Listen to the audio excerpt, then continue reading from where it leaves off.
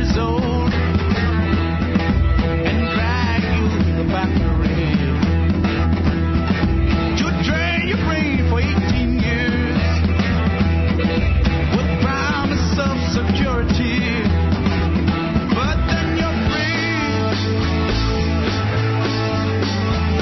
and 40 years you waste to chase the dollar sign, so you may die in Florida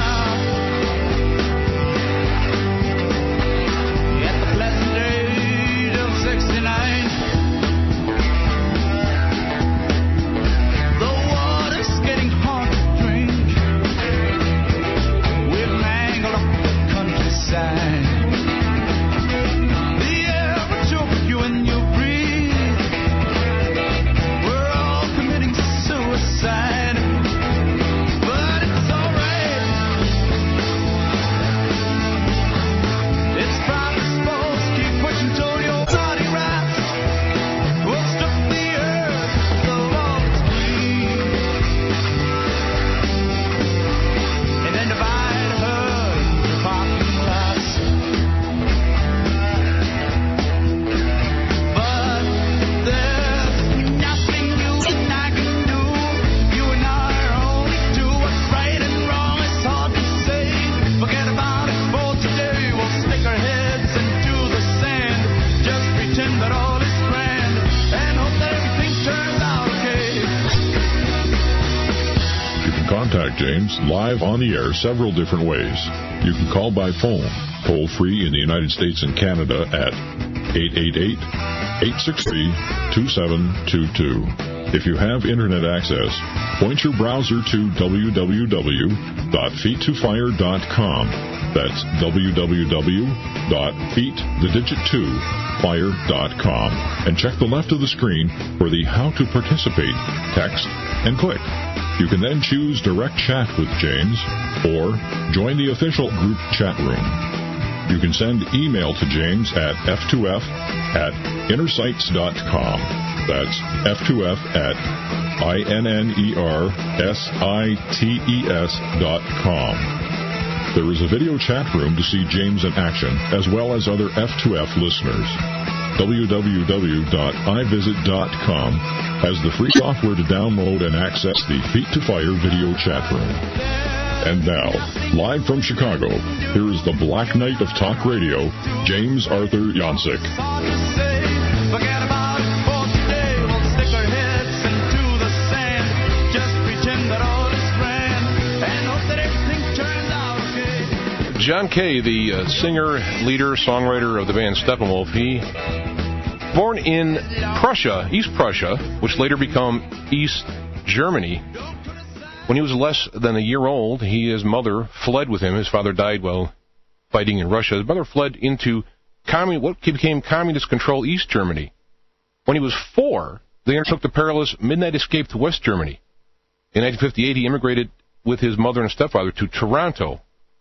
So there is a person who has been under the Iron Fist, gotten through the Iron Wall, and out into the West. He immersed himself in rock, rhythm and blues, country, gospel music.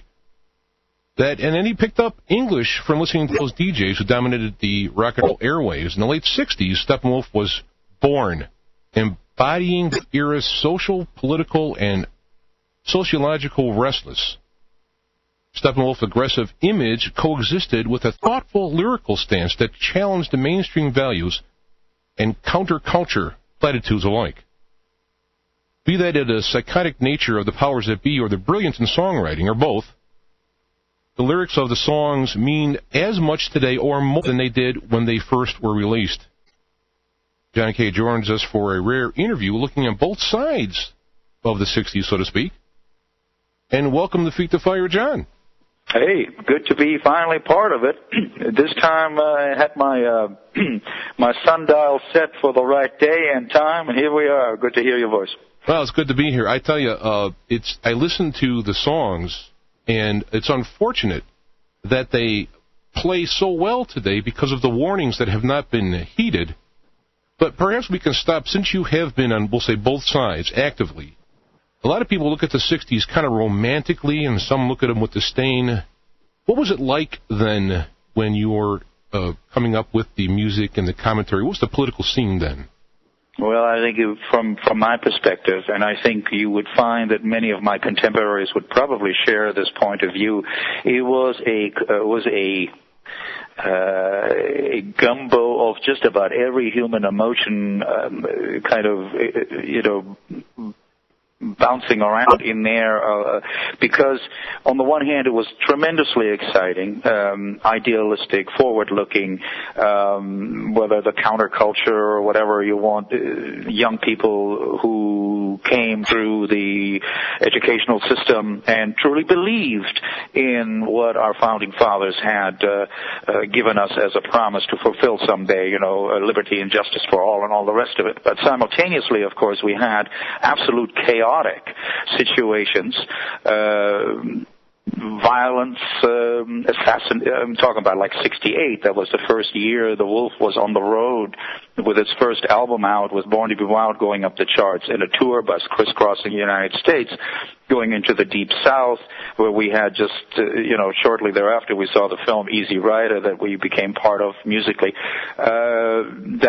There was a film about what not to do in the Deep South, and here we were, going through Mississippi and Alabama in our bus at 3 a.m, kind of going, is this okay?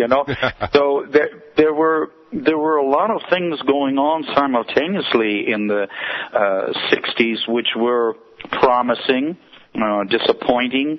Obviously, I recall being a young guy living in Buffalo, New York, working at a factory trying to make a few bucks to buy a better instrument, and hearing about JFK's assassination. Well, here we are then a few years later in the late 60s, and we got Martin Luther King, we got Robert Kennedy, we have this is all in 1 year, for God's sakes, in 58. I think we landed on the moon that year or the year after.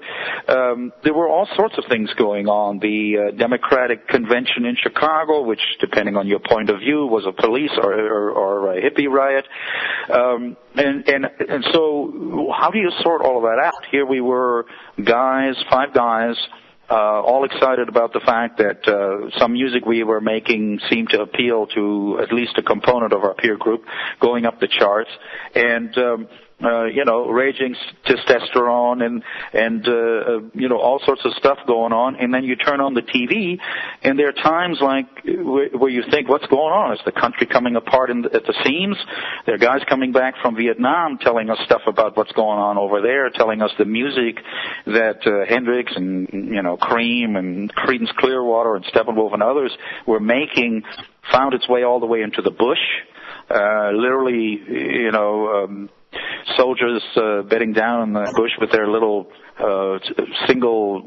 their one speaker little cassette decks where they had their music from home or bought at the PX, the rock and roll. Vietnam was the first rock and roll war, so to speak. So I'm giving you an extremely long-winded answer here to your question, but the point is, there wasn't a single sentence answer to your question, because it was so many things simultaneously. One day you would be, at the top of the mountain saying, hey, our age group is actually holding the feet to the fire of the previous generation, saying, deliver on the promise, deliver on what America can become and is still, reaching for. And then the next day you see some of those who are trying to get us there being assassinated, lying in a pool of blood. So there was a lot of stuff going on where you didn't know where you were from one day to the next. The drugs were involved in this too. If I have one major regret about the 60s, it is the fact that we wasted a tremendous amount of idealism, energy, and other attributes of youth, and did not take advantage of the experience and at least partial wisdom that had been gathered by the previous generation, because unfortunately the generation gap was not just an empty phrase. There was a lot of finger pointing of us versus them. The young ones saying, you guys screwed all of this up, we're going to take over and show you a better way. And the older ones saying, how dare you, you whippersnappers, you did not live through the Depression, you did not fight in World War II, how dare you tell us that what we've worked so hard to build is not of value and that all of our, hard-earned materialism doesn't mean anything to you. So there was a lot of that. These were two forces that could have moved the country forward together, but instead I think the infighting really dissipated a lot of energy and wasted a golden opportunity. Well, that's why I think it's very important for this time around, as I'm calling it, that people who were there prior and they were prior now to get together and kind of compare notes, compare dreams, energies, and wishes, and kind of look at things so that this time around we won't have a fight between generations, but a united work with these people toward the real values of truth, justice, and freedom, and so on. Well, I certainly don't disagree with you at all, and I'm not even sure that in this at this juncture that we even have to be always be a certain amount of generational differences in terms of viewing the world and outlook on life in general, etc. I think that's normal and to some extent healthy. It worries me when younger people fall into lockstep with the value system of the previous generation without questioning, without asking, is this it? Is there all there is to this? And let me take a look at what I've been taught so far. Does this really hold up? Does this work for me?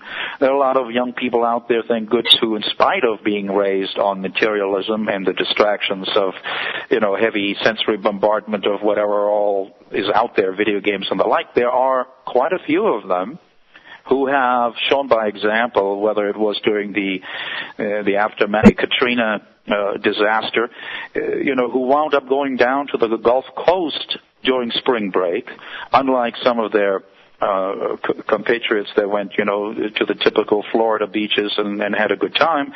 Many young people went down to the Gulf Coast to help rebuild the homes of those who've lost everything in Katrina, etc.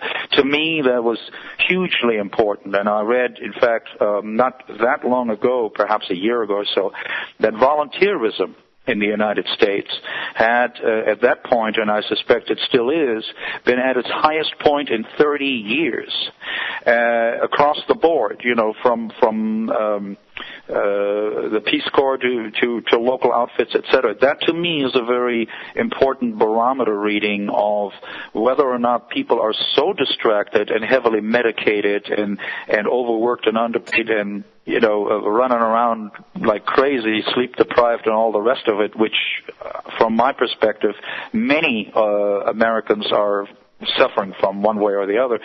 In spite of all that, there seems to be a fair amount of goodwill, certainly a reservoir of untapped energy out there. I mean, certainly the internet and some of the whether it's MoveOn.org or, there are people out there saying, I will not just throw in the towel. I will become part of something more enlightened and that is still looking to make a difference in the world for the better for all of us.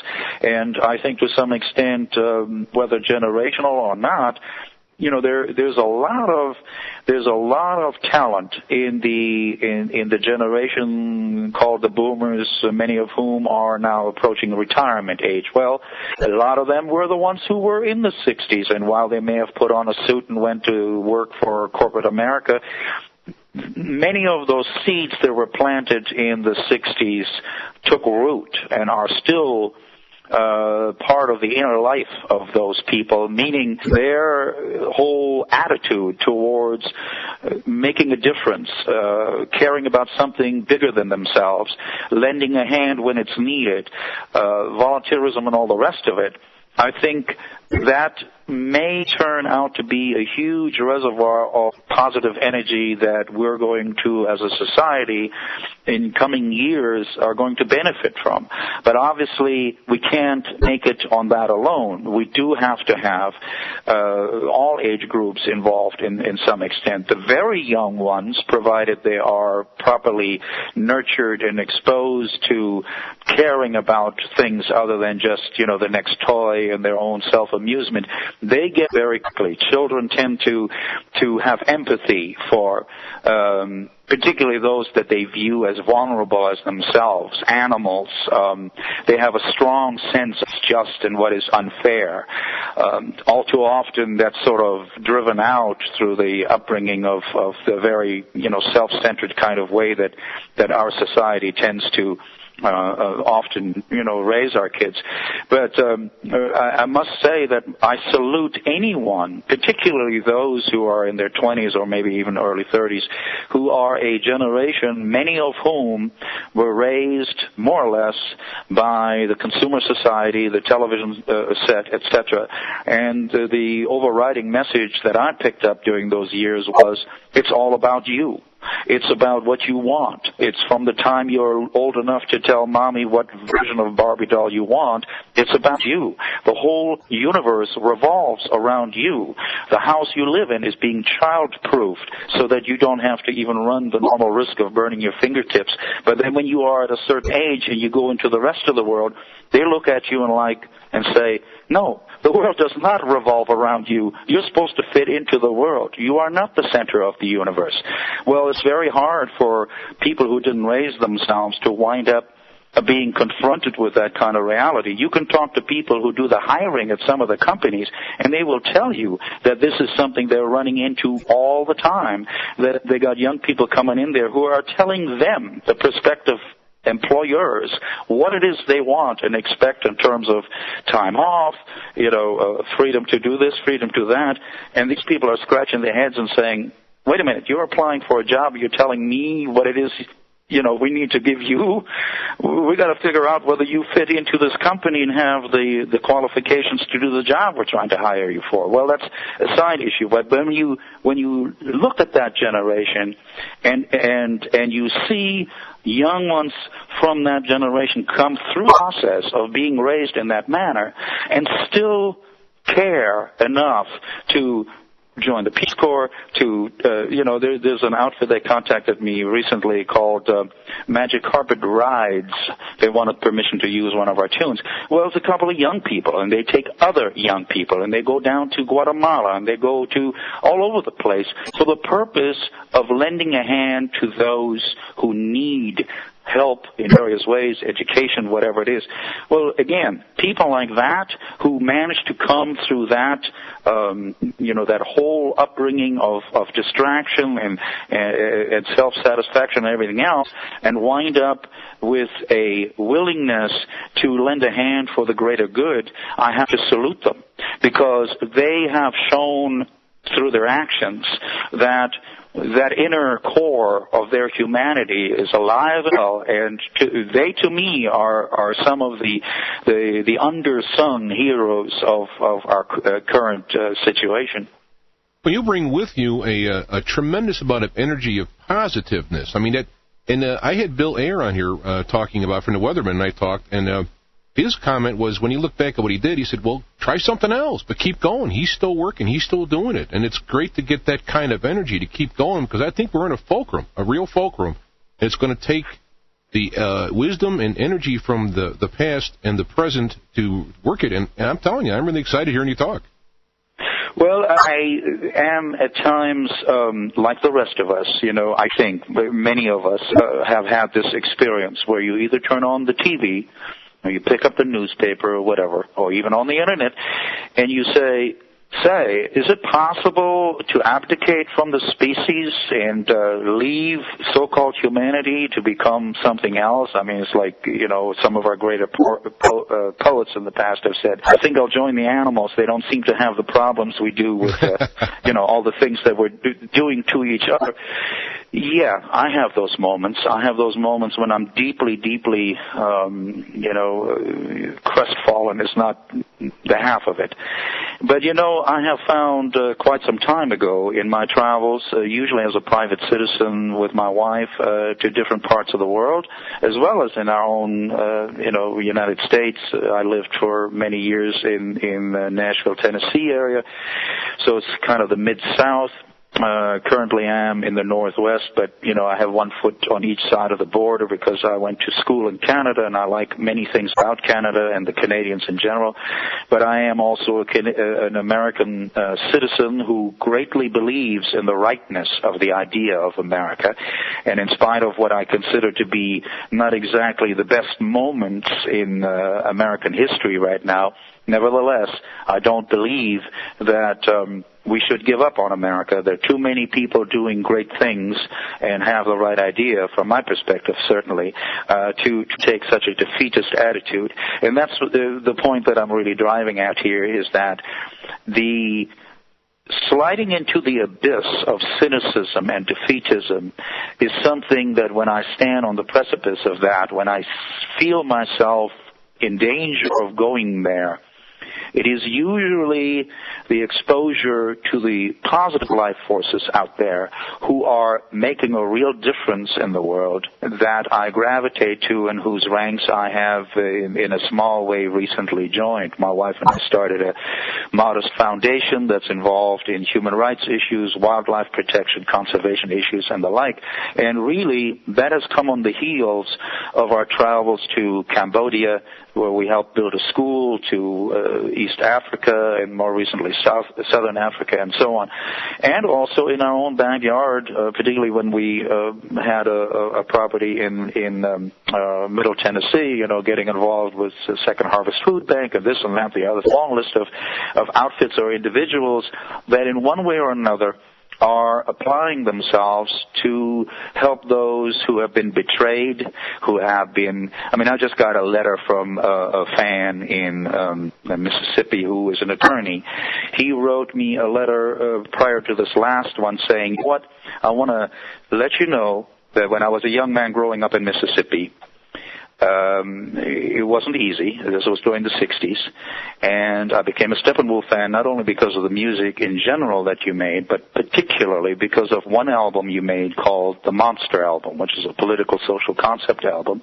And when you did those songs and stood up, I was not alone.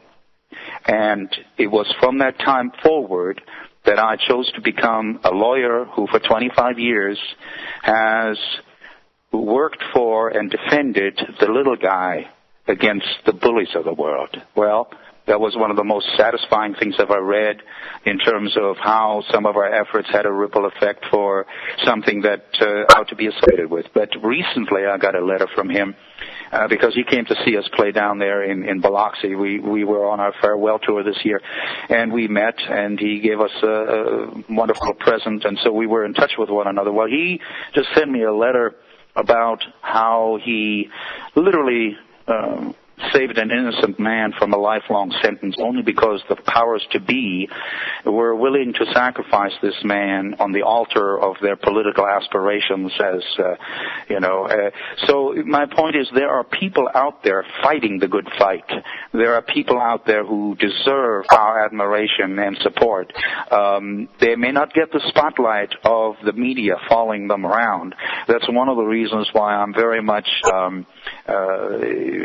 in favor of and admire the work that people like Angelina Jolie and George Clooney and Bono and numerous others are doing, and whether it's Jackson Browne and Bonnie Raitt and others who did it way back from the late 60s forward. These people knew that their marquee value, the name that they had, would to a certain extent enable them to focus on certain issues and situations that, in my opinion, certainly, it was the duty of our American mass media to cover, but are not doing it because whenever, years ago when the likes of CBS no longer had Walter Cronkite and the like as a standalone department that was not concerned about profit, but concerned about their appointed duty to inform the American public. When that went down the toilet in terms of every, this half hour of information also has to make a buck. Therefore, it's all about how many eyeballs we can attract in terms of ratings, because it is that enables us to charge, whatever it is, $250,000 per minute of advertising from some software manufacturer or a Detroit car manufacturer. when that started, we were going downhill in terms of getting information that wasn't filtered out so that people weren't switching channels because the news was too real, too depressing, too informative. And so what we wound up with is this pablum that passes as real investigative news. There are, of course, exceptions. I mean, there's a monument and a museum in Washington, D.C. called the Newseum, where you will see all those who gave their lives in Iraq and elsewhere so that the American public would have an inkling of what was going on. You know, so I don't for a moment wish to impugn those people still fighting the good fight as journalists and the rest, but as far as, from my perspective, what the American public is getting or not getting, you know, most of them, as we've already talked earlier, like so many others, you know, time is precious commodity. And so when you finally do get home, you grab sound bites and you get little bits and pieces of stuff that you come across. Rarely ever anything that is thoroughly informative, based on which you can make some sort of decision as to which of your candidates might be on the right or correct side of a certain issue. So that's not good for a democracy, particularly when you consider that democracy is not supposed to be a spectator sport, but one that is, you know, active. So it's one of those deals where I could probably go on about this for another 15 minutes, but there are people out there that do the good stuff, and I wish to be sort of part of that network. All right, well, hold on there, and we're going to continue. We have to stop for a break and continue talking with John Kay from Steppenwolf right after this. It will hook you soon, Johnny. You're so full of bull. All will pay that disagree with me. Please give up. You already lost the fight. Are you getting your greens? I'm James Alphayanchik, the Black Knight of Talk Radio. Now you can have your greens and drink them too with Inner Food by Inner Health Botanicals. Inner Food is 70% organic and 100% natural without fillers and is a whole food product totally assimilated by the body. Inner Food is spirulina, chlorella, dulse, kelp, spinach, alfalfa, barley, wheatgrass, rosehip, beetroot, and much more in real amounts, not just a sprinkle to fill out an inflated but impotent list of ingredients. Just mix a tablespoon in your protein shake or in your favorite fruit juice and you are good to go and go and go. Other greens on the shelf typically weigh 300 grams and sell for between $35 and $70. Inner Food is a full 400 grams, 33% more for $39.95 plus shipping. Simply go to our website, feedtofire.com, and click on any Inner Health Botanical banner and you're ready to order. Or call 866-762-9238 and be sure to mention you heard them on Feet to the Fire. Inner Food, building health from the insides out. Have cheap fads, heavy traffic, and pushy crowds become your shopping experience? You need to visit oldanddusty.com for that perfect nostalgia gift for your loved one. Shipping is fast and free, and it's not too late for custom orders. Email Larry to get his eagle eye looking for that perfect gift. Hop on over to oldanddusty.com and say hi to good old Uncle Lair. Hey, little Tommy. What, Uncle Lair? There's only one good old Uncle Lair.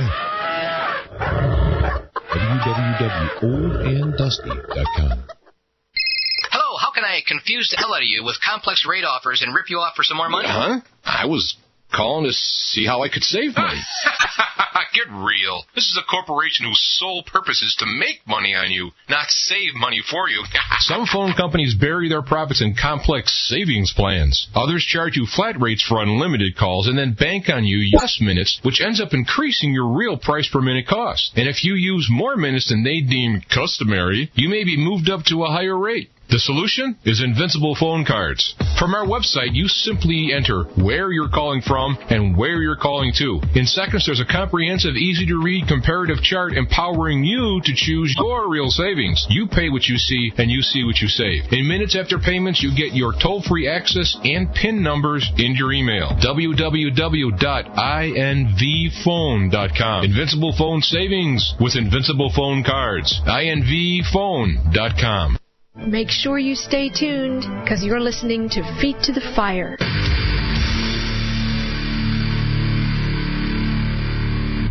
$70 million Americans suffer from sleep deficit. I'm James Alphayanchik.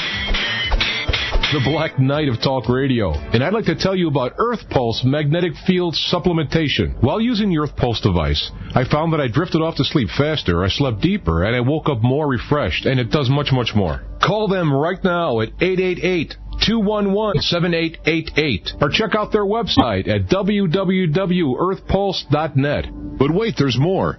When you buy a new digitally programmed Earth Pulse version 4 magnetic supplementation device and use the special Feet to the Fire coupon code F2F, you'll receive an instant $50 savings. No rebates to get lost in the mail. Just $50 more in your pocket on your way to better health. 888-211-7888, or check out their website at earthpulse.net and use the special Feet to the Fire coupon code F2F. Earth Pulse. Deeper, more restful sleep or your money back. You want to host your own radio talk show? You provide the voice and the content. We do all the rest. www.innerstreamsradio.com for more information.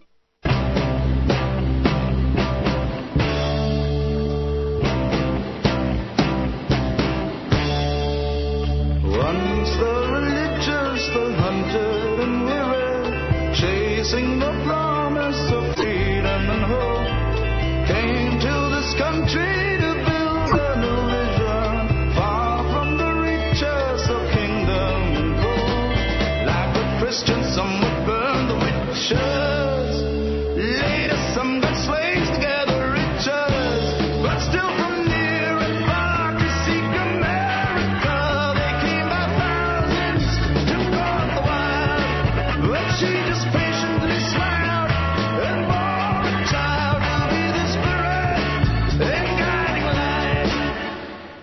And though the past has its share of injustice, kind was the spirit in many a way. But its protectors and friends have been sleeping. Now it's a monster and will not obey.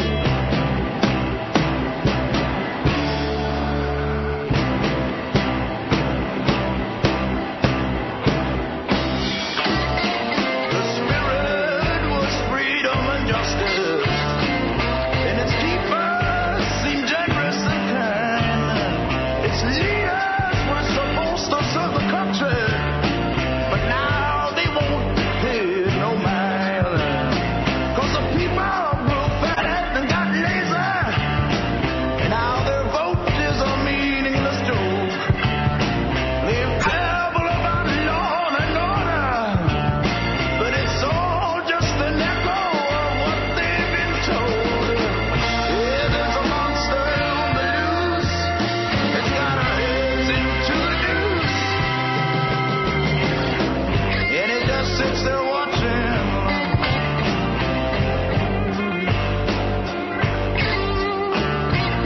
The cities have turned into jungles, and corruption is spreading in the land.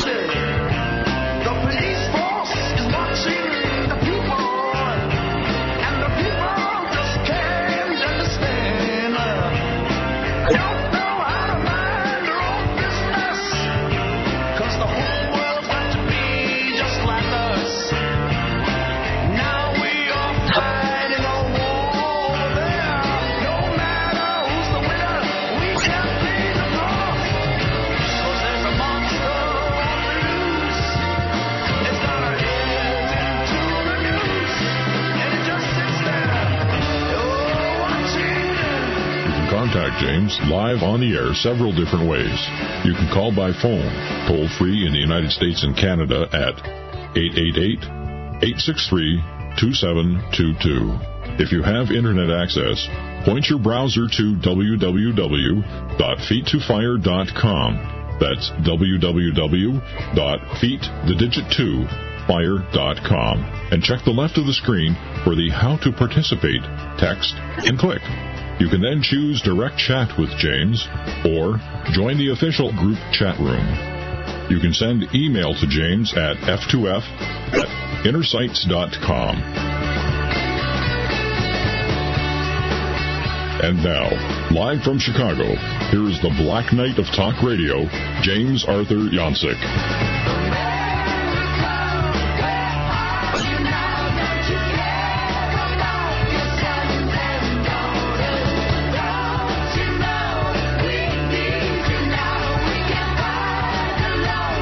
I'll tell you, I hear that song, I can't listen to that, not get goosebumps, and even more so now what's going on in this country. We have a special treat, and then we have the author, creator, performer, and singer of that song, John Kay, on the line. And welcome back, John. Good to hear that coming over the airwaves once in a while. There was something that I was reminded of a moment ago. I think a couple of months ago, somebody posted a note on our website, Steppenwolf.com, that on the Rolling Stone website, one of the fellows had kind of gone back over the Monster album and posted something to the effect that listening to those lyrics again, he felt that perhaps it was even more appropriate in the here and now. I will tell you that when we played it regularly these last 2 years on stage, it was not that much of a surprise. After a while, people in the middle of the show, when we play that tune, who responded very, very energetically. I mean, a lot of standing ovations, which were really just an expression of how they felt the song reflected how they viewed so much of what we're going through right now.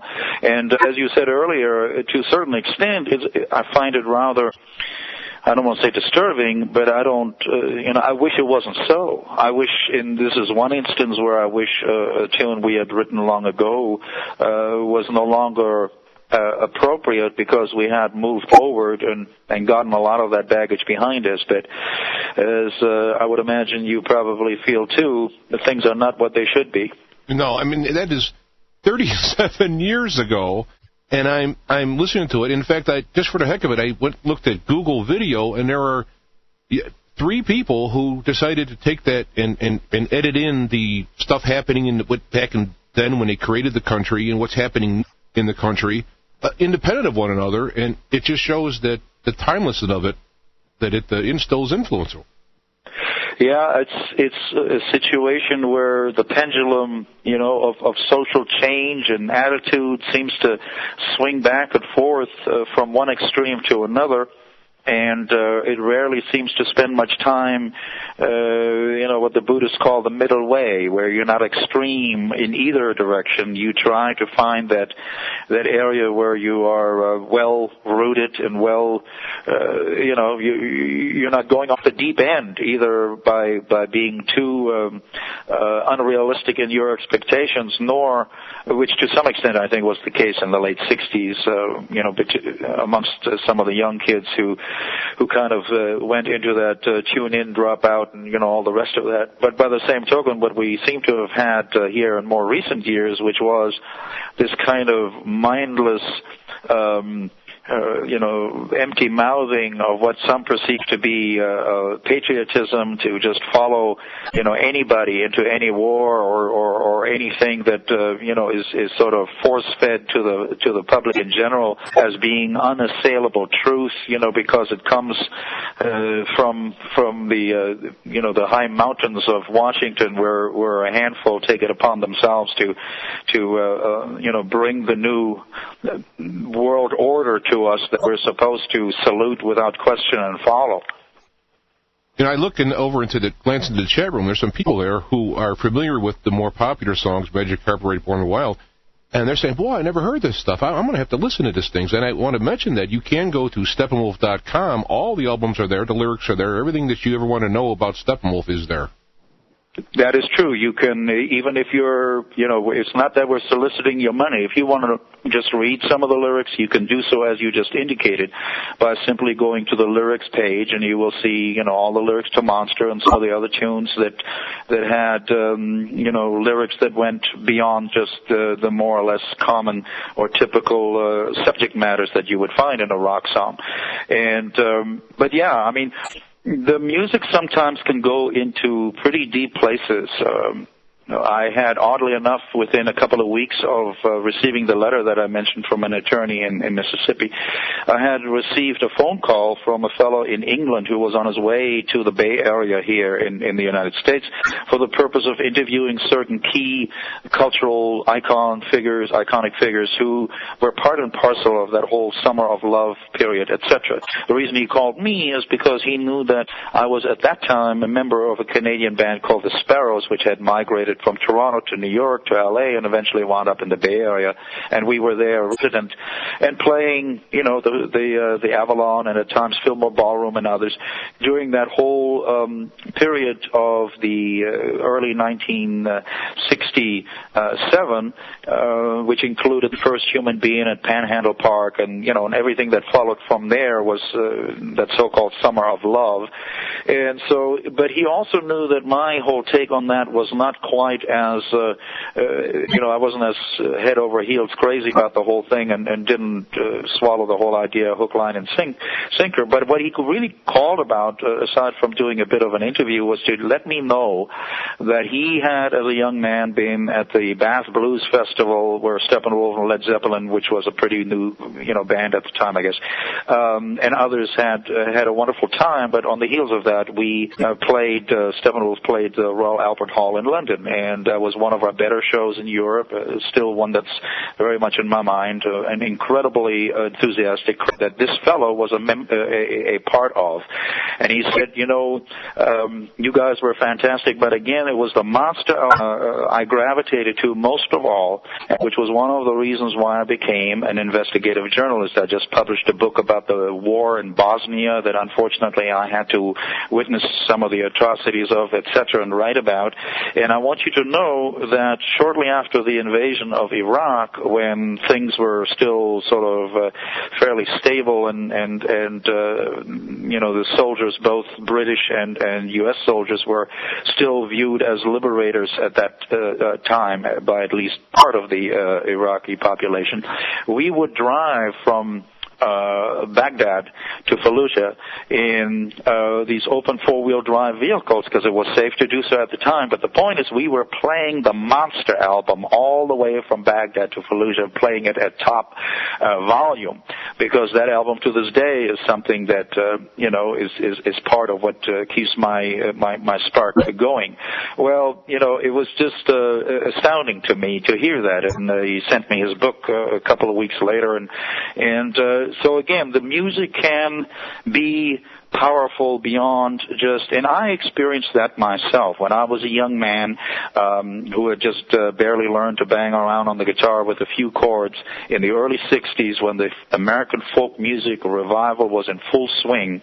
And I attended 2 years in a row the Newport Folk Festival in Newport, Rhode Island, where I saw during the topical song workshops what other people called protest songs, which I was never really keen on. But in any case, I would see the likes of Dylan and Richard Farini and Phil Oakes and numerous other people who made it, who introduced me to the idea that something that Woody Guthrie had started and the Weavers and Pete Seeger had continued to do was in full bloom again, namely the writing of new songs, albeit somewhat in the American folk music tradition in terms of melodies and what have you, but the lyrics were about the here and the now. And I was in the middle of tens of thousands of young people who gathered there from all over the United States and Canada.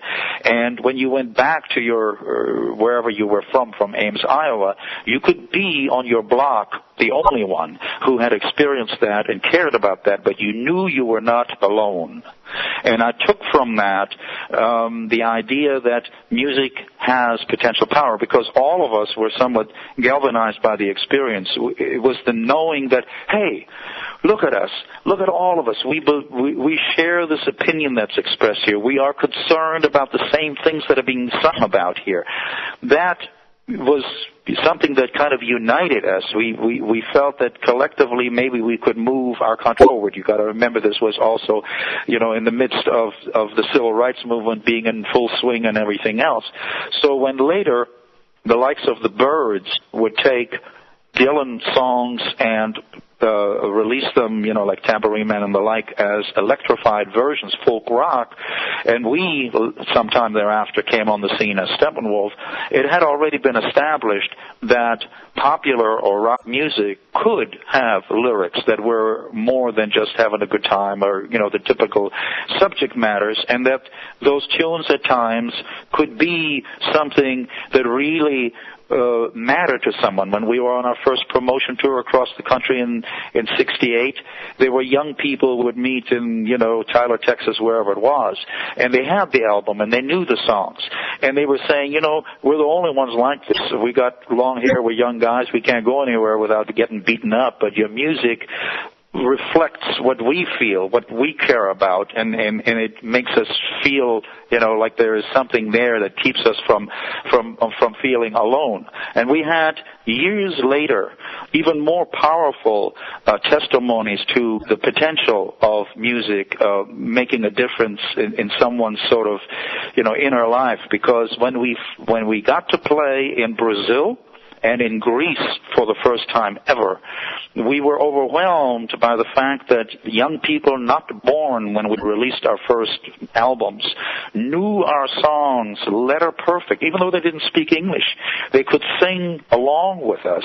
And when I asked an older journalist, explain this to me, he said, well, you got to remember, when you came on the scene in 68, we were under military dictatorship, both in Greece and in Brazil. And we had to listen to music such as yours, which was deemed subversive by the power structure because you were anti-authoritarian. We would listen to you behind closed doors. And when we were finally free from this kind of oppression and we raised our young, we imparted to them, this band you should listen to. They're worth listening to. They have something to say.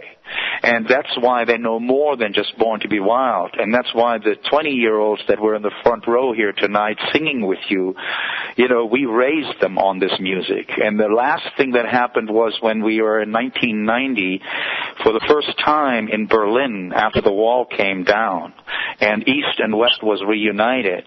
And all these guys were standing there after the show with their albums in their hands and said, we used to be on the East Side, and we had to hide these records, and we had to buy them on the black market, and we had to listen to them in the privacy of our rooms, sometimes with earphones so nobody else could hear, because your music was not state sanctioned, and you could be persecuted for having this kind of, quote, Western music, and would you please sign this for me? Well, I got to tell you, that was quite an emotional experience. I just had a comment in the chat room that said that, it's nice to know that a rock and roll musician can have a mind. And I think that, I think perhaps, after having a 40 years and your 40-year anniversary tour, perhaps what might be laying before you would be to be more kind of what you're doing here by public speaking and awareness, which would also bring along the music, but also be able to articulate the concepts contained therein. Well, I have had a couple of sort of trial balloons, which I found to be very rewarding for me anyway. I did give a couple of talks, one of them down at the University of Southern Mississippi in Hattiesburg, Mississippi. Oddly enough, a place where Steppenwolf actually played in 69, and we were really we couldn't quite get a handle on what was going on. Everybody in the audience was wearing suits, and they were 18 years old. But anyway, the point is that I do at times get together with particularly young people and kind of bounce some ideas around, and I wanted to get a bit of a barometer reading as to where their concerns were, what they were thinking about, and it was for me anyway, an extremely rewarding experience because I learned a lot, and they in turn were interested in some of the things that I had to offer. And, that's back to that thing I mentioned a while ago where different generations can have something to offer to going in both directions. It is something that I will look into somewhat more because I have not fully formed a concept of how I want to some extent, integrate the music with some spoken things. Right now, what is taking up for the next few months a little more of my time, because I have the time since we will not be touring in 2008, is the activities of our foundation, because we're getting more involved with entities that are doing really important work, I feel, in trying to address the needs of indigenous people, particularly in Africa, Southeast Asia, and the like, in order for their involvement, in other words, getting the indigenous people to benefit from things such as wildlife protection and so forth. In other words, it's the same, why should I not kill these animals as bushmeat? What is it? What's in it for me? And you have to involve the community and make the environment they're in and the wildlife they have something that sustains them, something they have a share in, something that puts food on their table. And there are some pretty enlightened organizations out there that are doing exactly that, whether it's with the Maasai in central Kenya or the Masai Mara in Tanzania and other areas. So right now, I'm kind of feel the pull to engage myself a little more with that, because I've been meaning to find the time to do so. But I don't see music leaving my life altogether. I'm still working on integrating music and some experiences that I have for some sort of positive application. I also am, and this is a little odd for most people because I'm legally blind and completely colorblind to boot, and yet my main hobby is making films, more recently video, of course. And so when we travel to different parts of the world, I document a lot of these things on video, and so now I'm in the process of making these half-hour, 40-minute videos that are basically documentaries of places and situations and wildlife and other things that I do a voiceover in order to introduce those people who may not have the opportunity to go there, to nevertheless to have a bit of an insight as to why there are certain treasures on our globe that deserve our respect and our protection, and hopefully perhaps there will be a bit of a ripple effect where some of these activities will translate into some not only understanding but perhaps pitching in. There's so many outfits out there doing phenomenal work. There's one, just to grab one out of the air, there's Heifers International out of Arkansas.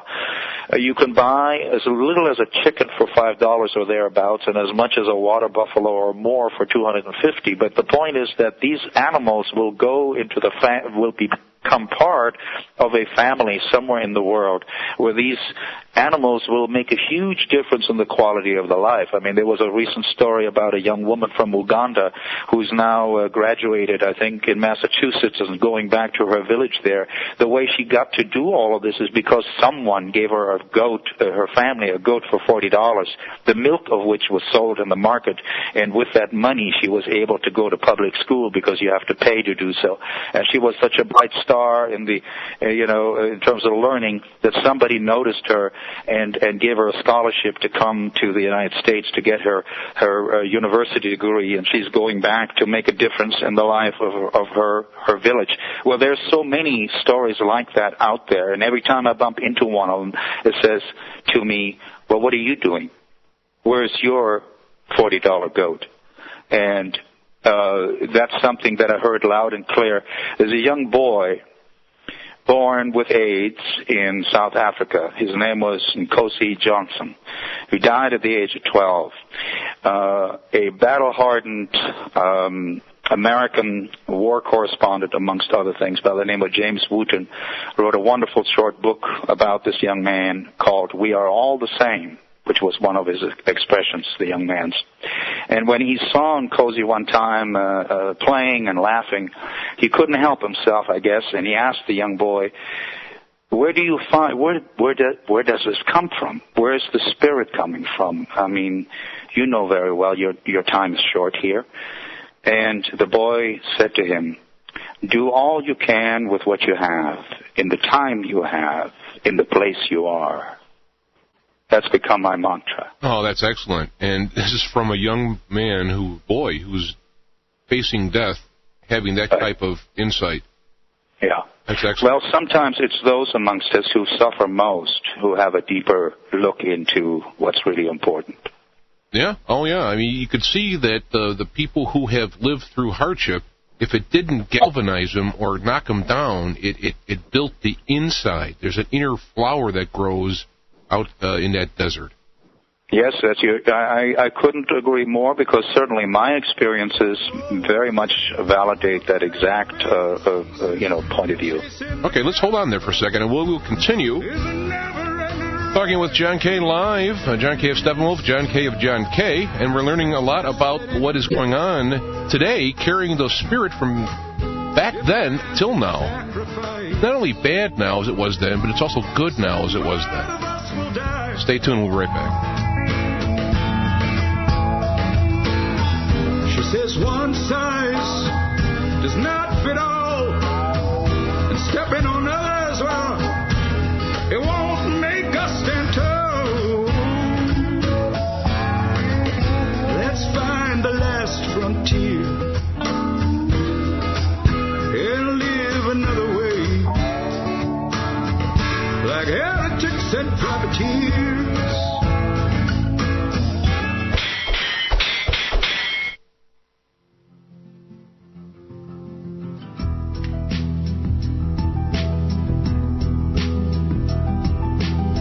John? Yeah, we have about a 5-minute or 4-minute break for the local station. Want to switch around? You know, I really like some of the responses. I know I have a young audience. They all know the normal songs, but they're just floored during you talk and they're articulate. They're really inspired. In fact, one question I got waiting here is talk about any bands today that are getting it. You are listening to Inner Streams Radio, streaming from the insights out.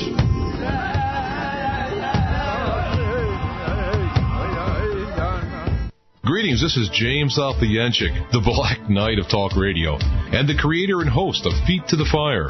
Feet to the Fire is a weekly live syndicated radio show that explores the sciences, the spiritual, and the paranormal without paradigm bias. We're in search of truth with a capital T, on the edge without falling off. This radio show is designed for distribution on broadcast, satellite, and internet radio stations worldwide. Are you a program director or owner of a radio station or network and are interested in carrying the live show? Well, it's easy. You just need a broadband internet connection or a KU band satellite receiver to receive the live show. You simply agree in good faith to broadcast the show reliably, consistently, and in total, as is, without editing content. No worries. The content completely complies with U.S. FCC broadcast regulations. You may overlay your commercials or announcements during the local time slots provided per hour. It's easy whether you use professional automation software or manually insert them yourselves. What's the cost to receive our signal? Nothing. It's free. The commercial time is purchased by our advertisers and funded by private donations to support the show. We just need you to get it out there. If your station or network has a large pull potential, we'll even provide the show in a canned format to be broadcast on your system at a later date to accommodate your program schedule. In fact, the show is wholly owned and independently operated and is available to be picked up, so to speak, by a larger network or distribution system and even negotiate a custom clock for commercial time. Help to get out the information shared on Feet to the Fire and provide quality programming for your listeners. Email us at F2F@IPSmediaworks.net or call 888-863-2722 during the week for more information. Feet to the Fire is a synergistic team effort, and we need your help. Thanks for listening, and reach for the skies within.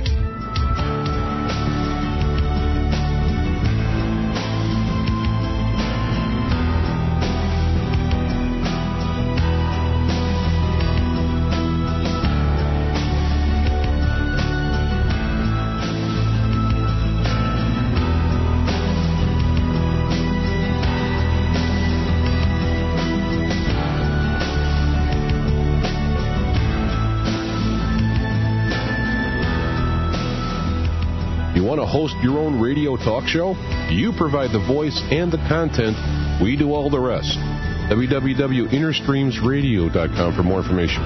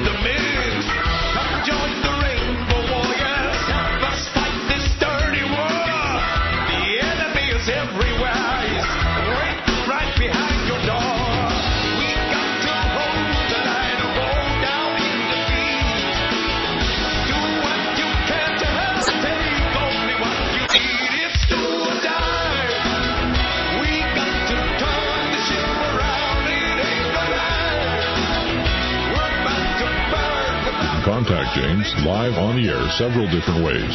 You can call by phone, toll-free in the United States and Canada at 888-863-2722. If you have Internet access, point your browser to www.feet2fire.com.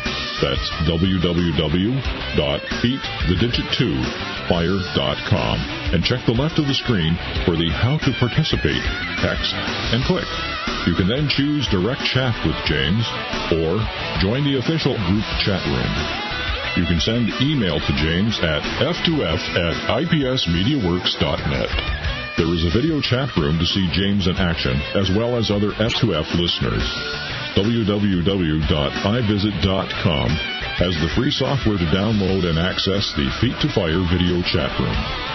And now, live from Chicago, here is the Black Knight of Talk Radio, James Arthur Yancek.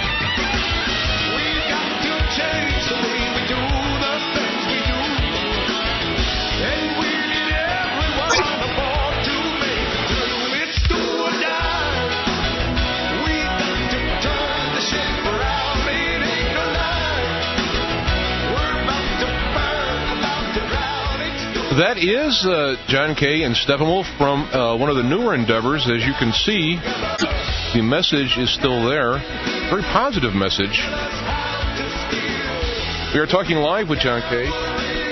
And welcome back, John.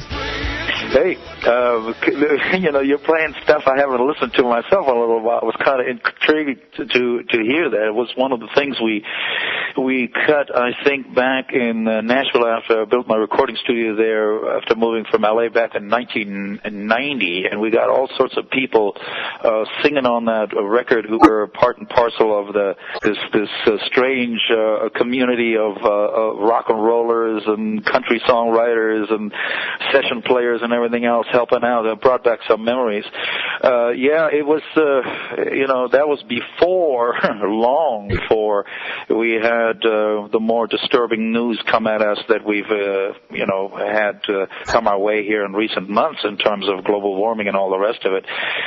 In fact, thinking back, we had a tune on our very first album in 1968 called Take What You Need, which was, I guess, one of the first environmentally sort of focused tunes. But let's hope that we get our act together here, because otherwise things don't look so good. I like the tune, the lyric in there, you can't fix it in the mix. I loved it. That was good. Yeah. Well, of course, everybody in Nashville or L.A. or in the music industry, they knew what we were talking about, but because it was sort of an inside joke, although obviously that phrase can be applied to other meanings. But, yeah, that was a thing that the more multi-track recording became when we did our first Steppenwolf album, we did it on 8-track and 4 days mixing included for $9,000, and it brought out, Born to Be Wild and The Pusher and other things. So we knew back then how to do things quickly but then as the years went on, like everybody else, I said, what do you mean? You got 36, 48 tracks? Oh, wow, let's just load up the tracks. Well, by the time all of the tracks were full, then it says, well, now what are you going to do with all that stuff? Well, you got to mix it. Well, okay, it took, 3 days to load up 48 tracks, and it took 3 months to mix it, so that's why a lot of people said, well, fix it in the mix. Yeah, well, maybe you want to. I don't want to go there. Yeah, I've done the recording and mixing and all that, and it's the fun line until you're the one that has to actually fix it in the mix. And so, that's right. So when we're looking at this country and planet and what have you, and just burning up our resources, spending our money, we'll pay for it later.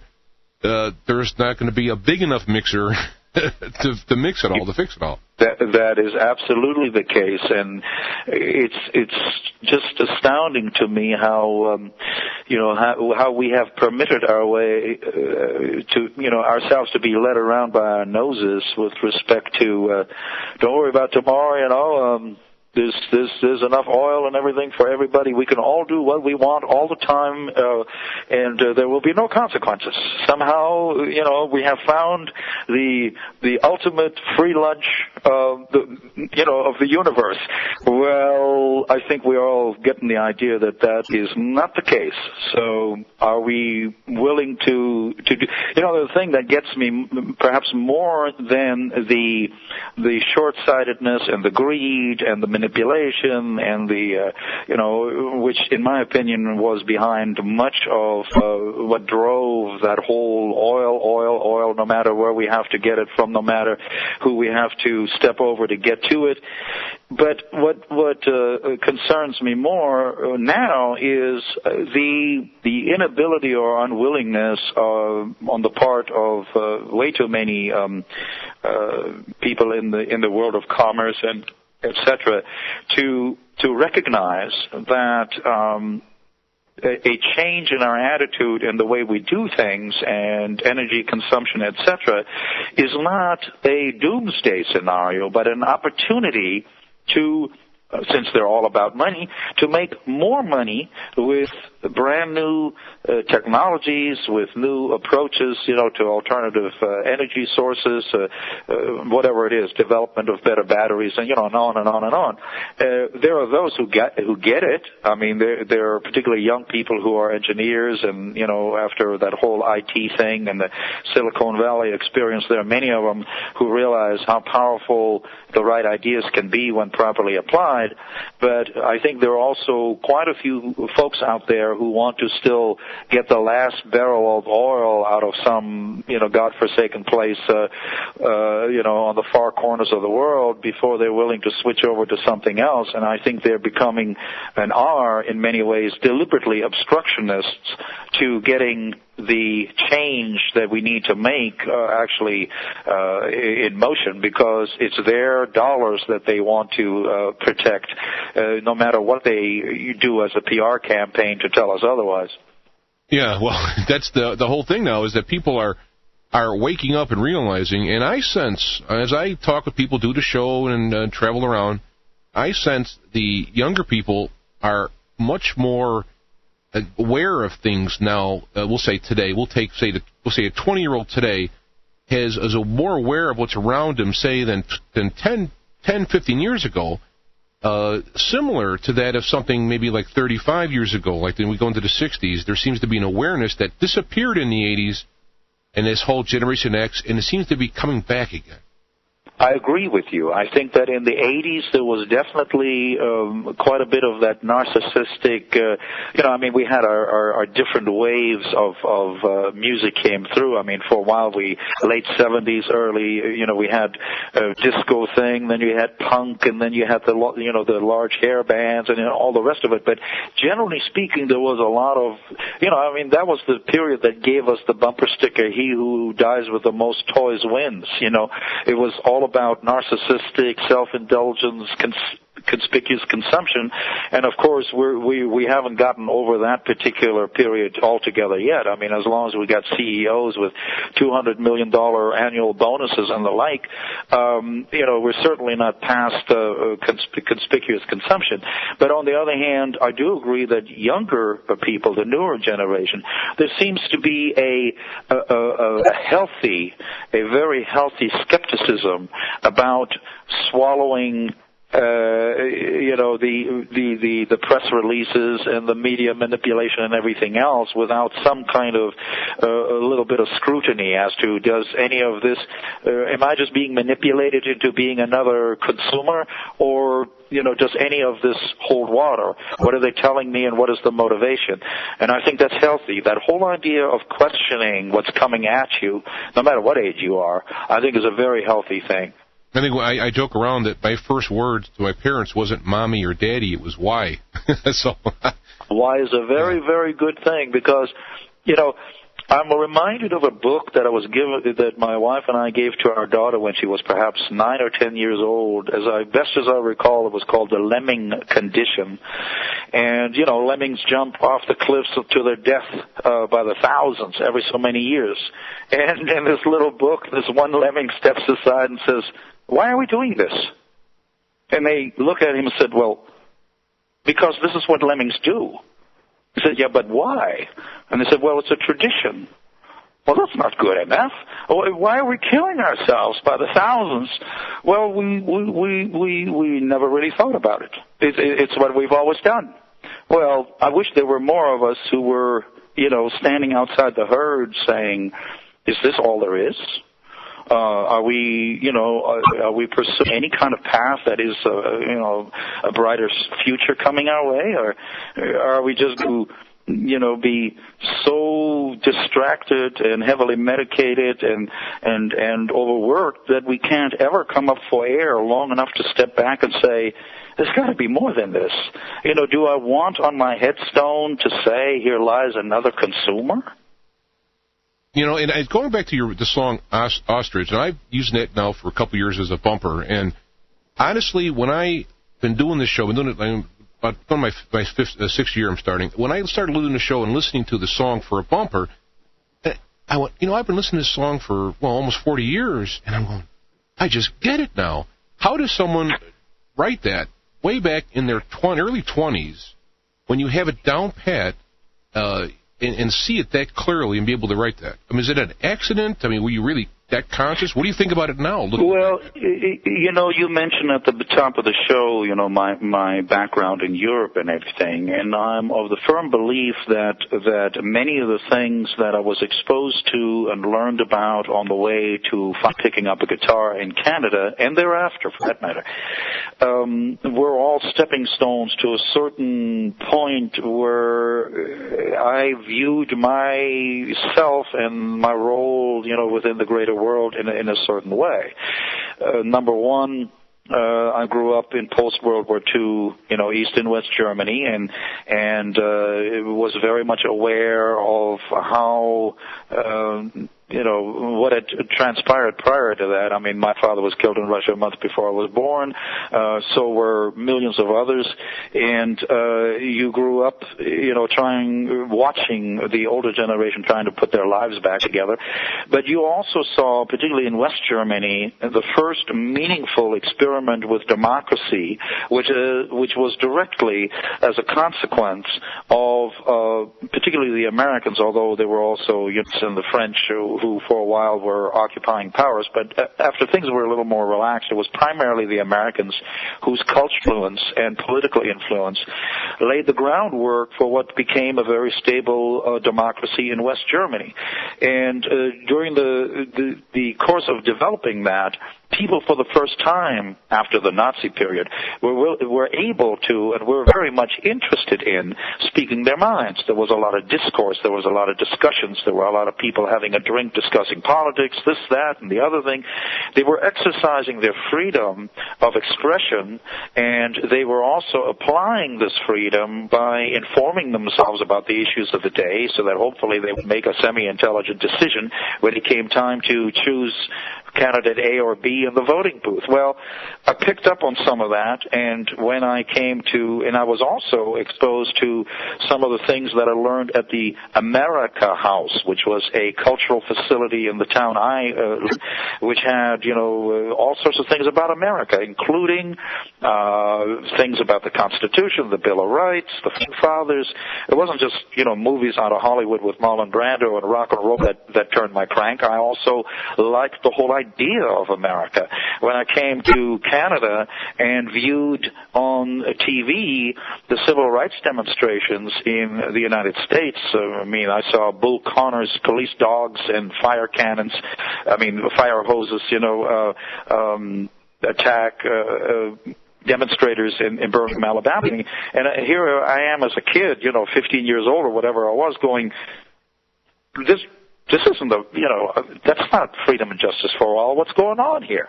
I saw the fact that America had not fully realized what its promise was, and that really kind of disturbed me. Well, later, when I actually came to the United States in 63, and that was during that folk music revival where a lot of us were banging around on the guitar, sort of speaking our minds with songs we'd written or others had written that we listened to. That whole experience was something where you questioned, is there all this is? Is this all there is? Or is there more? Or, can't we do better than this? There's still people who are oppressed. These are the periods where people like Edward R. Murrow had, I think it was on CBS, a special like Harvest of Shame. That was the first time America learned about the migrant worker who was, like a non-existent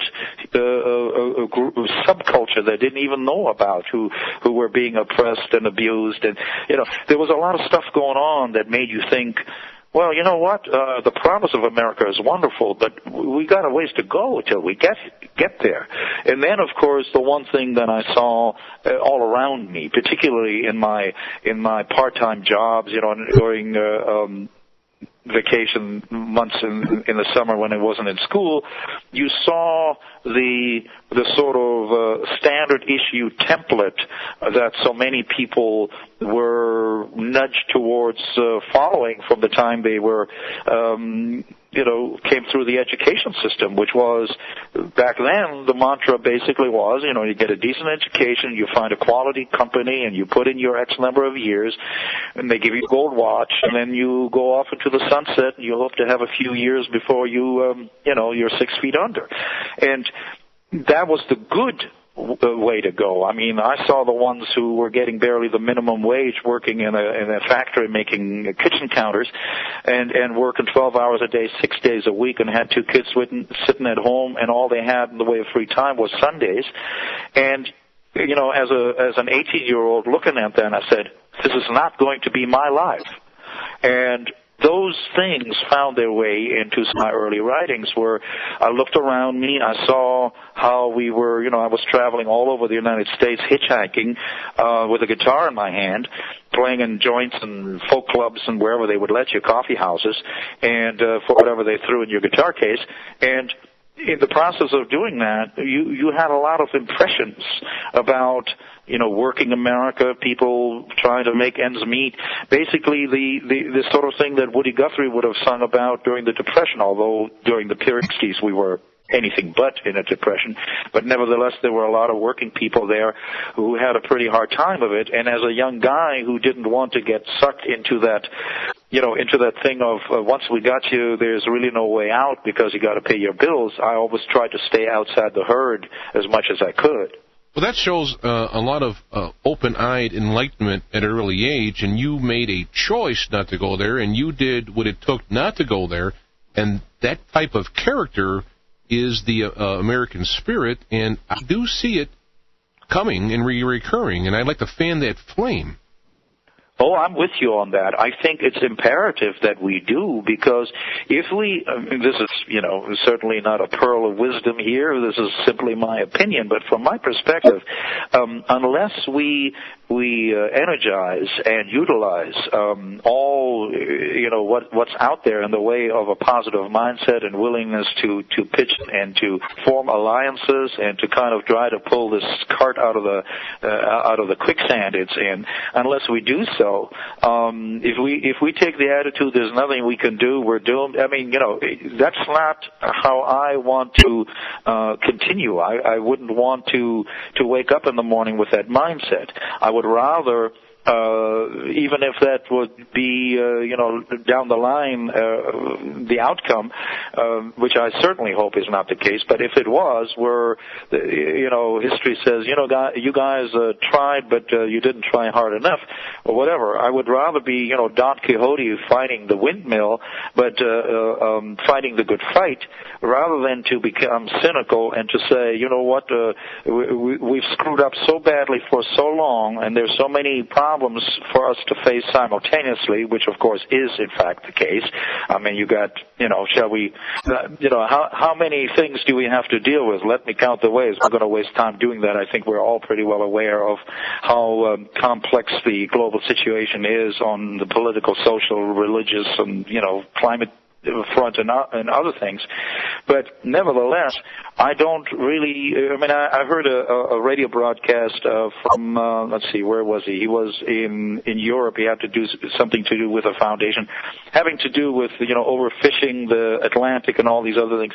And whoever interviewed him said, the way you describe this, I sense on the one hand you're really highly disappointed in the recent results, but you put it in sort of an optimistic framework. And he said, well, yeah, you're right, but we got to be, don't we? I mean, we have to be optimistic. That's the only way we can pick ourselves up and keep going and fight another day, the good fight. It's basically where I sit as well.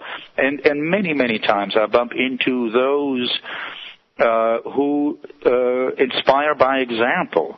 I remember a reporter asking a Doctor Without Borders, a woman surgeon, saying, how do you deal with this? There are people all around you here. They're bringing them in stretchers. There are people dying. There are people screaming. And how do you? She says, look, you do what's in front of you. This guy in the corner over here, I took a look at him. There's not a blessed thing I can do for him anymore. The one on my table, I can save his life. That is the one who needs me now. Let me get back to that. And that, to me, is sort of the essence of that. We can despair with what's out there because it seems overwhelming. And many times I think we permit ourselves to become sort of paralyzed by it. And there's a story that's, gone around in various circles. I'm sure this is not the first time your listeners have heard this one, but I'm sometimes reminded of this thing where a young mother and a small child, her daughter, maybe 3-4 years old, are walking along the seashore, and there are all these sea stars coming ashore dying, and the girl picks up these little sea stars and puts them back in the water, in the ocean, and the mother stands away at a distance a little bit and looks at the enormity of the great number of these sea stars, and she, without thinking, goes over to the child and says, "Oh, honey, don't bother, it won't make any difference." And the child looks at her and looks at the sea star in its hand and says, "It does to this one." Oh, that's awesome.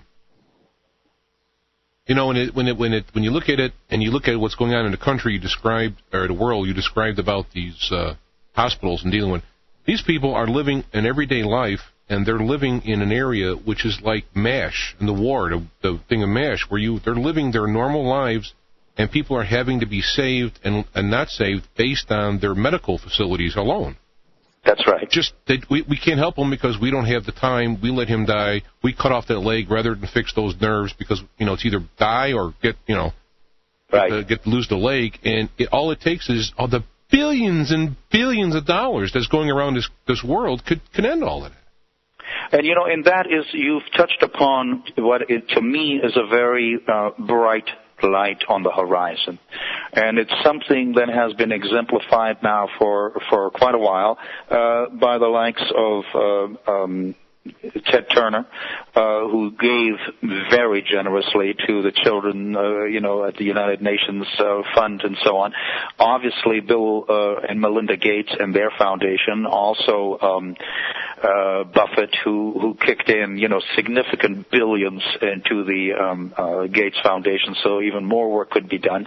The Clinton Foundation is doing great stuff all over various parts of the world, particularly Africa. I happen to know about that one. In fact, I'm just finishing his book, Giving, which has example upon example of how each of us can, each in our, Mother Teresa one time said, few of us will do really great things, but all of us can do small things with great love.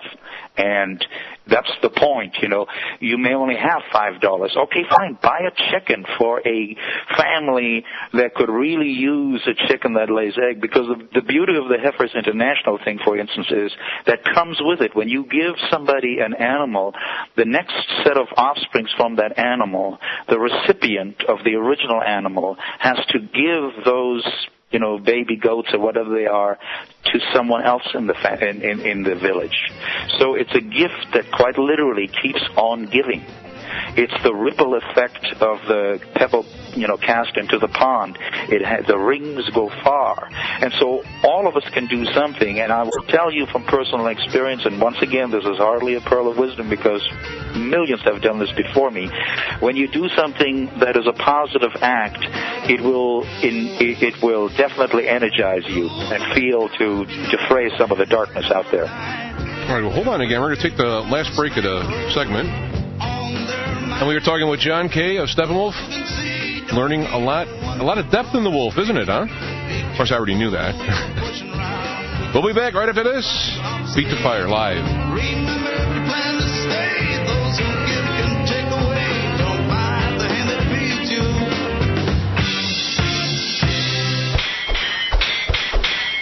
Are you getting your greens? I'm James Othianchik, the Black Knight of Talk Radio. In today's busy world, greens often consist of the lettuce on a fast food hamburger. And even people who are health conscious and drink high-quality pre- or post-workout protein shakes miss their greens all the same. Now you can have your greens and drink them too with Inner Food by Inner Health Botanicals. Inner Food promotes health and boosts energy with nature's finest superfoods. Inner Food is 70% organic and 100% natural without fillers and is a whole food product totally assimilated by the body. Inner Foods helps you fight an acidic body pH, which has been shown to lead to poor health and even cancer. Just mix a tablespoon in your protein shake or in your favorite fruit juice and you are good to go and go and go. Other greens on the shelf typically weigh 300 grams and sell for between $35 and $70. Inner Food is a full 400 grams, 33% more, for $39.95 plus shipping. Simply go to our website, feedtofire.com, and click on any Inner Health Botanical banner and you're ready to order. Inner Food, building health from the insides out. Most people think of addictions relating to drugs, alcohol, and tobacco. However, obsessive-compulsive actions taken to excessive levels have the same biochemical goal. They stimulate the creation of natural feel-good hormones, but at a cost that causes more harm in the long run. And prescribed drugs are often many times more dangerous and addictive than the symptoms they aim to treat. AddictionSupplements.com have proven supplements that supply the brain with the nutrients it needs to naturally rebalance the biochemical system, which is the real cure for the real cause. AddictionSupplements.com has cutting-edge supplements designed by real science and real doctors, such as Dr. Charles Gant, MD. Interested in turning your life around? Point your browser to AddictionSupplements.com. 70 million Americans suffer from sleep deficit. I'm James Athayanchik, the Black Knight of Talk Radio, and I'd like to tell you about Earth Pulse magnetic field supplementation. While using the Earth Pulse device, I found that I drifted off to sleep faster, I slept deeper, and I woke up more refreshed, and it does much, much more. Call them right now at 888-211-7888, or check out their website at www.earthpulse.net. But wait, there's more. When you buy a new digitally programmed Earth Pulse version 4 magnetic supplementation device and use the special Feet to the Fire coupon code F2F, you'll receive an instant $50 savings. No rebates to get lost in the mail. Just $50 more in your pocket on your way to better health. 888-211-7888, or check out their website at earthpulse.net and use the special Feet to the Fire coupon code F2F. Earth Pulse. Deeper, more restful sleep or your money back. You want to host your own radio talk show? You provide the voice and the content. We do all the rest. www.innerstreamsradio.com for more information.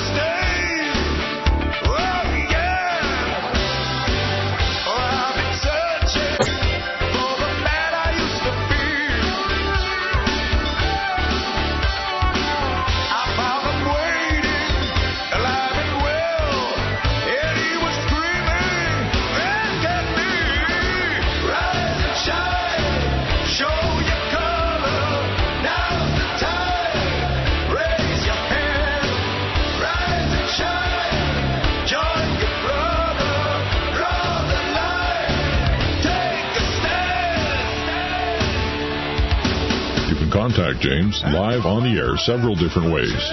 You can call by phone, toll-free in the United States and Canada at 88-863-2722. If you have Internet access, point your browser to www.feet2fire.com.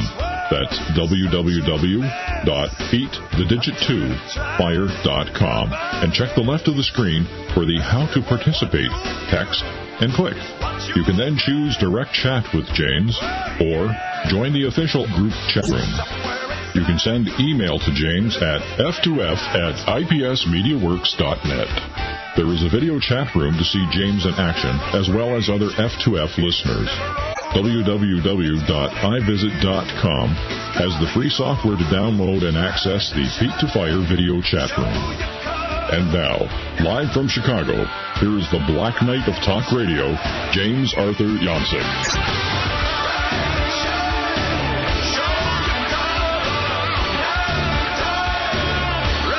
Rise and shine.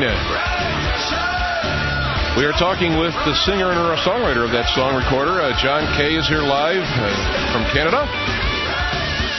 Of course, the band Steppenwolf, and we are learning about what I'm suspected, what I was led to do, is contact people who have been through the earlier times, the late 60s, early 70s, which we seem to be reincarnated in, and learn from the wisdom, the pain, and also be inspired. And we're doing all of that today. I want to welcome you back, John.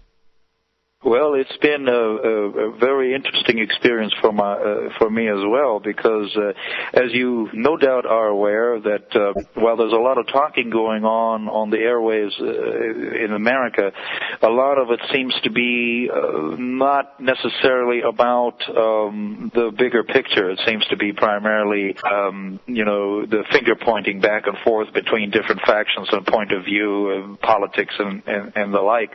And I've always considered radio as something that can be a force to unite people, to no matter where you lived, you could feel that you were perhaps physically isolated, but not in spirit, that there were others out there who shared your excitement about whatever, the music, your outlook on life, etc.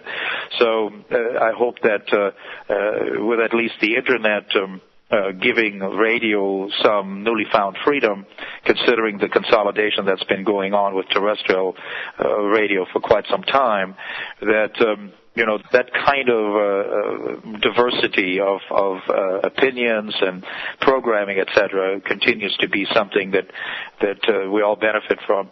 One thing good about the Internet aspect of radio is the outreach. And there's something I want to read to you. This is from a listener who's listening in Holland. He actually gets up and very early in the morning to listen to the show. This is Jim. He's a regular listener. He wrote, I must admit I was a little skeptic prior to listening. I love the comment in the chat room about a rock star that can have a mind as well, but this really sparked me again. I must add, with guys like him, it seems much less of an uphill battle. I'm telling you, John, this could be your, calling here to really rise and shine, get it to rise and shine. Well, it is, of course, gratifying to know that whatever you and I are doing here on the, over the Internet today or tonight is that someone out there finds it at least of value to the extent that they don't feel their time is wasted. I do think that it is important, though, that we at times are sparked by someone or some experience, because that is very much the case with me. It wasn't that I woke up one day saying, you know what, your whole life you have been focused about what you want to do, and you were lucky enough that with limited vocal talent and whatever else your limitations might be, due to a number of circumstances, good fortune, and the help of various good people along the way, you did in fact realize your childhood daytime daydream kind of fantasy of being up there on that stage, rock and roll music, etc. But at a certain point, you have to step back and say it's been about you all the way from the beginning until now, and perhaps you're long overdue for not so much thinking about you, but what you can do to kind of, you're a bit of a late bloomer here, and applying yourself to the needs of others, and taking some of your good fortune and applying it to the benefit of something bigger than yourself. And like I say, I didn't really come to that realization one morning. It was because the example shown to me by others who weren't tapping on me on the shoulder saying, hey, how about you doing a little bit as well? They were just doing. They were just, some of these people do things that I find very humbling. They're some innate part of them somehow, has caused them to not be so self-focused, but to be more concerned about, others. There are those amongst us who are, I guess, by whatever number of circumstances, somewhat more saintly than the rest of us. But they do serve, I think, a function at times of showing us that we all ought to do something to pitch in, and that so I kind of owe a debt of gratitude to those who've inspired me to rethink what I want to do with my time and talents at this juncture in my life. So if I in turn then can be perhaps at times causing somebody else to feel that they too are kind of picked up their spirit a little bit, and I have a box full of letters and cards that I've accumulated over the years, which were all collected from people who sent me special stories about how this song or that song were really important at some very dark moment in their life, where they felt that message, that tune was something that got them over that speed bump. And so, as a songwriter, that's tremendously rewarding, because when you're sitting in the corner with a guitar in your hand, putting something together, like I would imagine most songwriters, you write based on what it is you wish to express. You then later on say, well, here it is. I like it well enough to put it out there, and let's hope somebody else likes it as well. Well, every so often you do get an echo back where somebody said, I heard it, not only heard it, but what that song was about is exactly what I needed at this particular moment when I heard it. And I could give you examples, but that's not the issue. The point for me is that when you know that you were able to do something with your efforts that was of benefit to somebody else, that is once again something that feels gratifying to the point where you would like to do more of that. And it's something that the more of us do it, the more collectively we will all benefit from the fact that we're all engaging ourselves to the benefit of someone who in turn will spread the word to the next one. And we right now, I think, need that desperately, because in my opinion, much of the political process and much of the mass media, certainly, and other aspects of what are very important pillars of our society are dysfunctional. They do not serve our greater good. And so it's almost like what I mentioned earlier, where the likes of Bill Gates and Clinton and numerous others, I mean, those are the ones who have the name recognition and the big dollars, and they're able to motivate a large number of people and large number of dollars to be applied to very worthwhile things. But we can all do something, no matter if it's in our own backyard. There's probably somebody in an alley somewhere right in your own town that could use somebody's hand up. So it's almost as though I'm reminded of what Reagan long ago became his mantra, which is government is the problem. Well, by now, I think we've mantled it and made it so ineffective that has become a self-fulfilled, prophecy. In many ways, I see the federal government being the problem, even to the extent that individual states feel compelled to ignore the inaction of Washington with respect to climate change, such as California and other states, who say, if you guys don't get a clue and you're still, fiddling while the earth is ready to catch fire, then let us at least here at the state capital level start doing things that will reduce the emissions into the air and all the rest. So, my point really is that if government is ineffective and not doing what needs to be done, then it's back to the citizenry having to do as much as they can without government sanction to, it comes from the bottom up. I mean, if we're waiting for it to trickle from the top down, we're really doomed. So I guess it's back to us again. Are we willing to apply ourselves and organize in local, regional, state levels and so on, and apply the pressure from the bottom up, so that these people who are running around right now debating in front of the cameras as to which one is going to be even more severe in the draconian measures to protect us from the great boogeyman out there.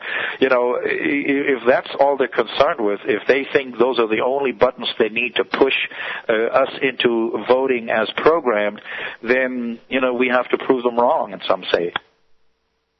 Oh, I say amen to that. In fact, this time, I'm 50, and it's the first time I went out and actually got signatures for Ron Paul because of what I heard of what he was saying about change and being honest. And yeah. This is just me, just one person, but I'm telling you that all it takes is a bunch of one people to go out there and do something to make a change. Well, it is, and just doing it. In my opinion, the one of the first steps to coming out of the inertia, out of the what can I do? I'm just one person. The first step to get past that speed bump is to do something. It almost to a certain extent doesn't really matter whether Ron Paul will get enough votes to. Sometimes Kucinich or Ron Paul or somebody who is addressing certain issues the other candidates are not even talking about. that person over there who's generally being ignored is like, a recent debate where he's over here, I'm over here. Yeah, but you don't have the poll rating, so we're not giving you much time. Well, a lot of people say, well, that's a complete waste of his time and effort. Well, not necessarily, because there's always that person who says, you know what, as long as I'm part of the picture, I will keep pointing out certain issues that you guys are ignoring, which are important issues that I know people in the constituency out there care about. So I'm at least the guy over here who keeps holding your nose to these issues. So I think just being engaged in the process is important. I mean, if you sit back and say, I can't make a difference, well, you certainly won't by not applying yourself in some sense. So the Ron Paul thing, I think, is doing very well from what I heard with respect to blogs and internet traffic and opinion polls there and the support base that he's building there. And that at least means that there's some semblance of democracy when people pay attention, listen, respond, react, are engaged. Without that, our democracy, in my opinion, becomes a sham, whereby the extremely powerful, big business interests decide who gets to run, who gets financed, who gets supported, and for that matter, who gets the dollars with which other candidates that they don't like because, they fear whatever it is they fear, some sort of, governmental controls on them or whatever, they will see to it that there's enough money there to do an extensive character assassination campaign on the public airwaves so that guy doesn't get a chance of getting into power. As long as this method works for them, it's a charade of democracy. I mean, it's a handful deciding what all of us, who we get to vote for, and even then, when they're in there, as we've seen, over and over again, what most of us would care about, it doesn't seem to be properly addressed because there are too many of them beholding to those interest groups that basically finance their election. So as long as that continues like that, things don't look very good. And once again, it brings me back to what I said earlier. Unless it comes from the bottom up, unless people get sufficiently outraged, and sometimes I wonder whether we still have that capacity. Maybe there are too many of us walking around on various medications that keep us blissfully numb, and nothing is able to shake us out of our complacency. But I hope that we are still able to muster some sense of, to some extent I was heartened by some of the results of the election last November. It wasn't, prior to that, I had almost started to believe that the public had been led around by its nose so much and manipulated and to such an extent that, the fear button, which had been pushed over and over again, you follow the commander-in-chief no matter how ill-advised his policies might be. After all, that's the patriotic thing to do. Therefore, we cannot afford to vote for anything other than his program. That sort of permeated for a while. If you weren't a good Bushy, then the hitmen were looking for you to do a character assassination job. For God's sakes, they did it on McCain, the previous election cycle. So, point being that when we then had Democrats elected in the majority, that was kind of, well, maybe the public hasn't totally fallen asleep. Maybe there is enough outrage out there. Maybe people are saying throw the bastards out. Well, I can't say that I'm terribly thrilled with what's taken place ever since then in Congress, in spite of the Democratic majority, the inability to override a presidential veto notwithstanding. But sometimes I'm reminded, I guess, of what what's his name from the guy, he was from Oklahoma. He's one of the great, Will Rogers, I think, said it. He said, I don't belong to an organized party. I'm a Democrat. Well, the Democrats are always going to have all these different factions and fractions and groups and subgroups and minorities and whatever else. So it's always going to be a lot tougher for them to get their act together, I guess, than particularly the Republicans of late, which are basically, here's the program, so-and-so descended from the steps of the White House with the tablets. Here's the prescribed program. And, of course, if you don't get with the program, then we will dub you a rhino. Well, what is that? A rhino? A rhino is a Republican name only, which means that if you're not with the program, we will see to a next election cycle that somebody else gets to run for our party.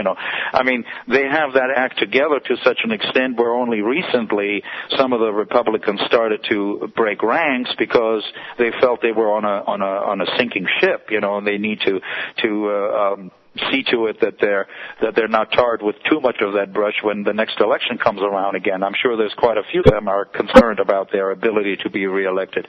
But so far, I haven't really seen much from the Democratic side that would make me, jump out of my chair and go, yes, because I can't remember the last time I actually said that, So, we will have to, apply ourselves once again. We will have to, like I said, it's been said many, many times, but I think it's true that, democracy is not a spectator sport. And if you permit it to become that, then somebody else is going to decide what you get to do and not, and all the rest of that, you have no voice.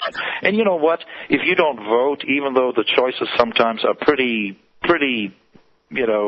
disappointing. I mean, what do I have this time around? Well, I got totally unacceptable, and I have, not the best choice in the world, but the only other one that I have. Well, that's not exactly, something that makes people jump with joy. But unless you vote, I really feel that you have abdicated your right to bitch about it. Because, even if you just start some kind of movement that forces the electoral process to include none of the above, let's start over. I want to see that. I want to see a none of the above be a mandatory option in voting. I really would like to see whether or not we couldn't at least, have some input as to the choices that are presented to us. There was something that Bill Maher said recently that I really agreed with, because I have felt really bad for many Americans who are busting their butt day in, day out, trying to do the right thing, make an honest living, provide for their family, and in so many ways they're being ignored, at times even betrayed by their own system and government. And what Bill said is, we have become a country of the haves and the been had. And in many ways, I agree with that. I think, Barbara Ehrenreich, who wrote Nickel and Dimed and some other, books that shed some light on what's going on in the working world out there when she, donned the apron of a waitress and a maid in a hotel and lived that life for a while so she could write about it. When she was asked by Bill Maher, do you think we're becoming more like a country like Europe, with a class system? And she said, no, I think we're becoming more like Brazil, like a third world country where a very few people own 80% of the wealth of the country and everybody else is at the bottom. And it's really, when you look around and you travel and you see how hard many people are struggling, I don't think that's by any means an overstatement in terms of what direction we're currently, going in. And once again, I think it comes down to whether or not there are enough people out there who, in spite of all the work they do every day, will find the energy and time to finally say, enough's enough. I am going to join some local outfit where I have some strength in numbers and where our voices will be heard. Well, John, we can go on for another 4 or 5 hours, and I still wouldn't be tired, and there's more questions to talk about. Perhaps we can have you back sometime. But well, perhaps later down the line when I'm back from Africa or whatever, then we'll have some more stuff to talk about. Could you give us, people were asking about the Heifers International and your foundation. Could you get some ways that people can find out about this stuff?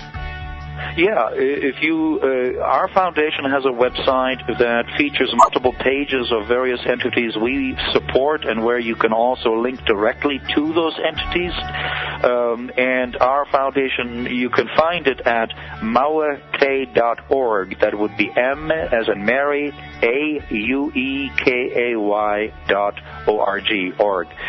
Maua is my wife's maiden name. Kay obviously is mine. We just mauekay.org. And of course, there's always Steppenwolf.com to find out about the tunes and the music. That's right. That's exactly right. Well, John, it's been a treat. I thoroughly enjoyed it. I mean, all the feedback here is they're like amazed. But I remember going back to seeing Dick Clark when they talked about you being a thinking man's rock and roll musician. I think that's a pretty good characterization. Well, you know, I think there should always be room for some of that, because we got plenty of people who are boogieing and doing a fine job, so why not have a little of this as well? Thanks again, and God bless, and thanks for 40 years of music. I loved it. Well, you know, we wouldn't have lasted this long if it wouldn't have been for people who stuck it out with us and who thought we had something worth listening to offer. So thanks for your support, James, and I had a good time as well. All right, John Kay, Steppenwolf.org. We will have the links on there. The archives go out, of course, around the world. Thousands will listen, and perhaps we can get more people like this with both sides of the time frame, then and now, to stand up and help us along. We're going to do it this time. We'll see you next week.